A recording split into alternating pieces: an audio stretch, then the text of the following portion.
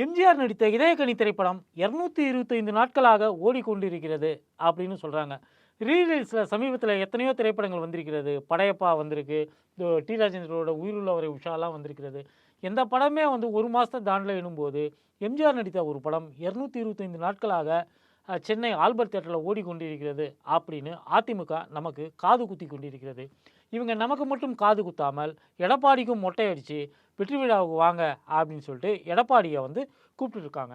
கூப்பிட்டு எடப்பாடி அந்த படத்தை பார்த்துட்டு அதற்கு பிறகு படத்தில் பணியாற்றிய தொழில்நுட்ப கலைஞர்களுக்கு நான் ஷீல்டு வழங்குறேன்னு சொல்லிட்டு எதையோ வழங்கியிருக்கிறாரு. இதயக்கனி படம் வந்து 51 வருஷம் ஆயிடுச்சு. இப்போது அதில் பணிபுரிந்த தொழிலாளர்கள்லாம் எங்கே இருக்காங்க, ஏது இருக்காங்களா அப்படின்னே தெரியல. அவங்களுக்கெல்லாம் ஏதோ அவார்டு வந்து கொடுத்துருக்கிறதா சொல்லிட்டு அதிமுக தலைமை கழகம் ட்விட்டரில் தகவல் தெரிவிச்சிருக்கிறது.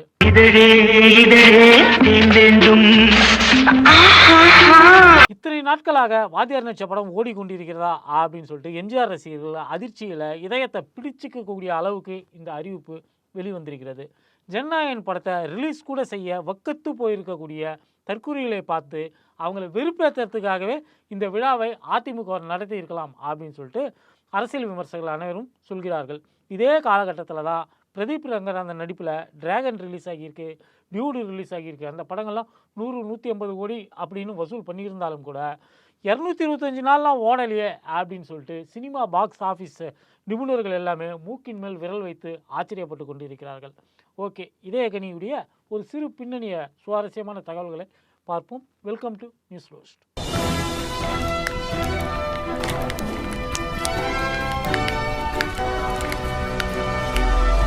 ஆரம்பத்தில் நாடக நடிகராக இருந்த எம்ஜிஆர் 1936ஆம் ஆண்டே சினிமாவுக்கு வந்துவிட்டார். சதிலீலாவதி திரைப்படம் மூலமாக அவர் நடிகராக அறிமுகமானார். அந்த படத்தில் அவர் கான்ஸ்டபிளாக நடித்திருக்கிறார் அப்படின்னு சொல்கிறாங்க. சதிலீலாவதி நான் பார்க்கல, அந்த பிரிண்ட் எங்கேயுமே இல்லை அப்படின்னு சொல்கிறாங்க. அந்த படத்தில் நடித்தது போலவே அடுத்த ஒரு 10 ஆண்டுகளுக்கு மேலாக எம்ஜிஆர் வந்து துணை நடிகராக துணை கதாபாத்திரங்களில் தான் நடிச்சுக்கிட்டு இருந்திருக்கிறாரு. ராஜகுமாரி படத்தில் அவர் ஹீரோவாகும்போது அஃபிஷியலாக அவருக்கு 30 வயசு ஆயிடுச்சு அப்படின்னு சொல்கிறாங்க. அன்அஃபிஷியலாக அவருக்கு 40 வயசை அவர் கிராஸ் பண்ணிட்டாரு அப்படின்னு சொல்கிறாங்க. கலைஞர் வசனம் எழுதின மருதநாட்டு இளவரசி, மந்திரகுமாரி போன்ற படங்கள் எல்லாம் அவரை ஒரு சூப்பர் ஹீரோவாக தமிழ் சினிமாவில் நிலைநிறுத்திச்சு. தமிழில் முதலாக ஏ சர்டிஃபிகேட் வாங்கின படம், அதாவது வயதுக்கு வந்தவர்கள் மட்டும்தான் தியேட்டரில் போய் படம் பார்க்க முடியும் அப்படின்னு சான்றிதழ் வழங்கப்பட்ட படத்துடைய ஹீரோ எம்ஜிஆர் தான் அப்படிங்கிறது நிறைய பேர் அறியாத ஒரு விஷயம். 1951ஆம் ஆண்டு வெளியான மர்மயோகி படத்துக்கு தான் முதலாக ஏ சர்டிஃபிகேட் வழங்கப்பட்டது. தமிழில் மட்டும் இல்லை, தென்னிந்தியாவிலேயே ஏ சர்டிஃபிகேட் வாங்கின முதல் படம் மர்மயோகி தான். அந்த படத்துடைய ஹீரோ எம்ஜிஆர் தான். படத்தில் அஜால் குஜால் சீன் எதுவும் கிடையாது அப்படின்னாலும் கூட சில காட்சிகளில் பேய் வருகிறது. இந்த பேயை பார்த்துட்டு குழந்தைகள் பயப்படுவார்கள், எனவே குழந்தைகளை தியேட்டருக்கு அழைத்து வரக்கூடாது அப்படின்னு சொல்லிட்டு தணிக்கை வாரியம் ஏ சான்றிதழ் வாங்கியதாக தகவல்கள் இருக்கின்றன. 1951 வெளியான மர்மயோகிக்கு பிறகு தமிழில் வேறு எந்த படத்துக்கும் வந்து ஏ சான்றிதழே கொடுக்கறது கிடையாது. யூ சான்றிதழே கொடுத்துக்கிட்டு இருந்தாங்க. கிட்டத்தட்ட 14 ஆண்டுகள் கழித்து ஒரு படத்துக்கு ஏ சர்டிஃபிகேட் கிடைச்சிது. அந்த படம் என்ன அப்படின்னு பார்த்தீங்கன்னா வெண்ணிற ஆடை, ஸ்ரீதர் இயக்கிய வெண்ணிற ஆடை. இந்த படத்தில் தான் வந்து ஜெயலலிதா ஹீரோயினாக அறிமுகமாகிறார்கள். அதற்கு முன்னாடி நிறைய படங்களில் ஜெயலலிதா நடன நடிகையாக ஒரு பாட்டுக்கு மட்டும் நடனம் ஆடக்கூடியவராகத்தான் நடிச்சிருக்கிறாங்க. முதல் தடவையாக அவங்க ஹீரோயினாக நடித்த படமே வந்து ஏ சான்றிதழ் பெற்றிருக்கிறது அப்படிங்கிறது குறிப்பிடத்தக்கது.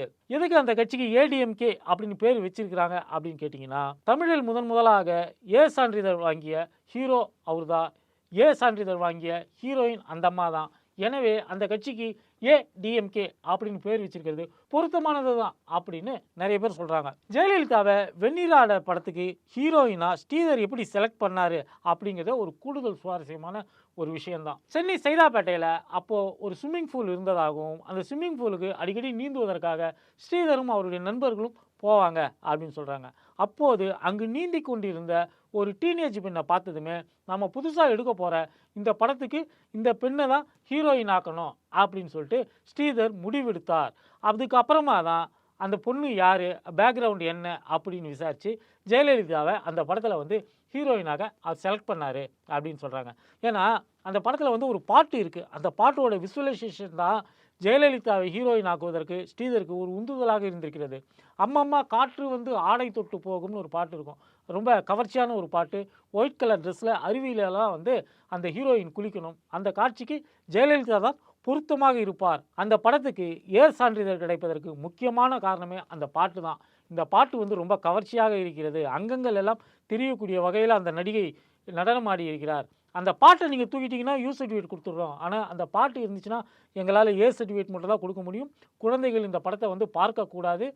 வயது வந்தவர்களுக்கு மட்டுமான படமாக தான் இது இருக்க முடியும் அப்படின்னு அன்னைக்கு தணிக்கைத்துறை தெரிவித்ததாக சொல்கிறாங்க. இதில் காமெடி என்னென்னா, இந்த படம் வெண்ணிற ஆடை ரிலீஸ் ஆன போது தியேட்டருக்கு போய் ஜெயலலிதாவே படத்தை பார்க்க முடியல. ஏன்னா ஜெயலலிதாவுக்கே வயசு அப்போது 17 தான் அப்படிங்கிறது குறிப்பிடத்தக்கது. Okay, coming to the point. MGR ஹீரோவா வரிசையாக நிறைய படங்கள் வந்து நடிக்க ஆரம்பித்தார். அந்த படங்கள்லாம் அவரை மிக ஒழுக்கமான ஒரு மனிதராகத்தான் அவர் வந்து காட்டிக்கொள்வார். ஏன்னா தன்னுடைய இமேஜ் வந்து வெளியிலையும் அப்படி தான் இருக்கணும் அப்படின்னு அவர் நினைப்பார். அவர் மது குடிப்பது போல் நடிக்க மாட்டார், சிகரெட் பிடிக்கிறது மாதிரியெல்லாம் நடிக்க மாட்டார். ஆனால் சிவாஜி பார்த்தீங்கன்னா எல்லா எதிர்மறை கேரக்டர்களும் செய்வார். அவர் படத்தில் மது அருந்துவார், சிகரெட் பிடிப்பார், அது எல்லாமே வந்து சிவாஜி படத்தில் இருக்கும். ஆனால் எம்ஜிஆர் படத்தில் இந்த மாதிரியான விஷயங்கள் எதுவுமே இருக்காது. எம்ஜிஆர் படத்தை குடும்பத்தோடு அனைவரும் பார்க்கலாம் அப்படிங்கிற ஒரு நம்பிக்கை விதைக்கக்கூடிய வகையிலான கதைகளில் மட்டுமே எம்ஜிஆர் வந்து தொடர்ச்சியாக நடித்து கொண்டிருந்தார். குறிப்பாக சொல்ல வேண்டுமானால் எம்ஜிஆருடைய ரசிகர்களில் பெரும்பாலானவர்கள் பெண்களாக இருந்தார்கள். அதுக்கு என்ன காரணம்னா, எம்ஜிஆர் திரைப்பட கதாபாத்திரங்கள் பெண்களிடம் காட்டிய கண்ணியம்தான் முக்கியமான ஒரு காரணம். காதலியாக யாராவது நடிச்சிருந்தாலும் சரி, மனைவியாக நடிச்சிருந்தாலும் சரி, கொஞ்சம் டிஸ்டன்ஸ் விட்டு தான் எம்ஜிஆர் நடிப்பார். ரொம்ப நெருக்கமான காட்சிகள் எல்லாம் நடிக்க மாட்டார். அதனால் குடும்பத்தோடு படம் பார்ப்பவர்களுக்கு முகசுளிப்பு ஏற்படாது அப்படிங்கிறது ஒரு முக்கியமான ஒரு காரணமாக இருக்கும். இது போன்ற கதாபாத்திரங்களாக எடுத்து நடித்ததுனால எம்ஜிஆரை அண்ணன், எம்ஜிஆரை அப்பா, எம்ஜிஆரை மகன் அப்படின்னு சொல்லிக்கொள்ளக்கூடிய தாய்க்குலங்கள் தமிழ்நாட்டில் மிக அதிகமாக இருந்தார்கள். பானுமதி, சரோஜாதேவி இது போன்ற ஹீரோயின்களுடன் இதுபோல் கண்ணியமாக நடித்து கொண்டிருந்த எம்ஜிஆர் எப்போ தடம் மாறினார் அப்போன்னு பார்த்தீங்கன்னா, வெண்ணிற ஆடை மூலமாக ஜெயலலிதா உள்ளே வந்ததுக்கு பிறகு அடுத்த படமாக 1001 படத்தில் அவங்க வந்து ஹீரோயினாக புக் ஆகுறாங்க. இவ்வளவு கிளாமரான ஒரு ஹீரோயினை வச்சுக்கிட்டு வாத்தியாரை தூரமாக நின்று கையை ஆட்டிட்டு ரொமான்ஸ் பண்ண சொன்னால் அது எடுபடாது அப்படின்னு இயக்குநர்கள் நினைச்சாங்களோ என்னவோ தெரியல. ஜெயலலிதா எம்ஜிஆருடன் ஜோடி சேர்ந்த பிறகுதான் எம்ஜிஆர் படங்களில் காதல் காட்சிகள் கொஞ்சம் நெருக்கமாக ஆக ஆரம்பித்தது அப்படின்னு திரைப்பட ஆர்வலர்கள் சொல்கிறார்கள். குறிப்பாக 1001 படத்துலேருந்து இந்த ட்ரெண்டு தொடங்கிச்சு அப்படின்னு சொல்லலாம். அதே நேரத்தில் 60களோட இறுதியில் பார்த்தீங்கன்னா ரவிச்சந்திரன், ஜெய்சங்கர் இது போன்ற இளம் ஹீரோக்கள் நிறைய பேர் ஃபீல்டுக்கு வந்து விட்டார்கள். சினிமா ரசிகர்களுக்கு அப்போ தான் எம்ஜிஆருக்கு வயசாகிட்டு இருக்கு அப்படிங்கிற ஒரு எண்ணமே வர ஆரம்பித்து விட்டது. கிழவன்னு சொல்லிட்டு எம்ஜிஆருடைய எதிர்த்தரப்பு ரசிகர்கள் எல்லாருமே எம்ஜிஆரை கிண்டல் செய்ய ஆரம்பித்தார்கள். தான் கிழவன் அல்ல, குமரன் தான் அப்படின்னு ப்ரூவ் செய்வதற்காகவே எம்ஜிஆர் தன்னுடைய படங்களில் கூடுதலாக கவர்ச்சி இருக்குமாறு பார்த்து கொண்டார். தனக்கு ஹீரோயினாக லதா, மஞ்சுளான்னு சொல்லிட்டு நிறைய டீனேஜ் பெண்களை வந்து படங்களை அறிமுகப்படுத்தி அவர்களுடன் டூயட் பாட ஆரம்பித்தார். தன்னுடைய அந்த வயதான ஒரு பலவீனத்தை மறைப்பதற்கு எம்ஜிஆர் முயற்சி செய்தார். இந்த போக்குடைய உச்சமாக தான் எடப்பாடி ஆல்பர்ட் தியேட்டரில் இப்போ பார்த்து ரசித்தார அந்த இதயக்கனி படத்தை சொல்லலாம். பாடல் காட்சிகளெல்லாம் ரொம்ப கிளாமர் வந்து கொஞ்சம் தூக்குதலாகவே இருக்கும். படம் அடிப்படையில் ஒரு இன்வெஸ்டிகேட்டிங் த்ரில்லர் இது. இந்த படத்தில் வந்து ராதா சலுஜா வந்து ஒரு மர்டர் சஸ்பெக்டு, எம்ஜிஆர் வந்து ஒரு போலீஸ்காரர் இன்வெஸ்டிகேட் பண்ணுறவர். இந்த பின்னணியில் தான் அந்த படத்துடைய கதை இருக்குது. அப்படின்னாலும் கூட பாடல் காட்சிகளில் வாத்தியார் வந்து ராதா சலுஜாவுடைய தோலை அளவுக்கு அதிகமாகவே கசக்கி விட்டார் அப்படிங்கிறது தான் அந்த காலத்து எம்ஜிஆர் ரசிகர்களுடைய விமர்சனமாக இருந்தது. அதிமுக என்கிற கட்சியை தொடங்கிய பிறகு 1977ஆம் ஆண்டு தேர்தலுக்கு முன்பாக இந்த இடைப்பட்ட காலத்தில் வந்த படம் தான் இதயக்கனி. எம்ஜிஆருக்கு ஒரு வாடிக்கை உண்டு. அவருடைய ஒவ்வொரு படம் ரிலீஸ் ஆகும் போதும் ஏதாவது ஊர்லேருந்து ஒரு ரசிகரை கூப்பிடுவார், சென்னைக்கு கூப்பிடுவார். கூப்பிட்டு படம் பார்த்தியா, எப்படி இருந்தது, என்ன ஏதுன்னு விசாரிப்பார். அந்த ரசிகர்கள் சொல்லக்கூடிய விமர்சனங்களை ஏற்றுக்கொண்டு அடுத்தடுத்த படங்களில் வந்து அதையெல்லாம் கடைபிடிப்பார். எம்ஜிஆர் எப்படி வந்து ரசிகர்களுடைய பல்ஸை பிடிச்சாரு அப்படிங்கிறதுக்கு இது ஒரு முக்கியமான ஒரு காரணமாக இருக்கிறது. இதயக்கனி படம் ரிலீஸ் ஆன போதும் இதே போல் ஒரு ரசிகரை மதுரையிலேருந்து எம்ஜிஆர் வந்து சென்னைக்கு வரவழைத்தார். சென்னைக்கு வரவழைத்த பிறகு அந்த ரசிகரிடம் படம் பார்த்தியா, படம் எப்படி அப்படின்னு வழக்கம் போல் கேட்டிருக்கிறாரு. அந்த ரசிகர் வந்து வாத்தியாரையும் படத்தையும் வானாலாக புகழ்ந்து தள்ளி இருக்கிறாரு. அதற்கு பிறகு எம்ஜிஆர் வந்து அந்த ரசிகரிடம் கேட்கார், உங்கள் அம்மா படம் பார்த்தாங்களா அப்படின்னு சொல்லி கேட்டிருக்கிறாரு. இவர் ரசிகர் வந்து சொல்லியிருக்காரு, எப்போவுமே ரிலீஸ் அன்னைக்கு நான் ஃபஸ்ட்டு படம் பார்த்துருவேன் தலைவா.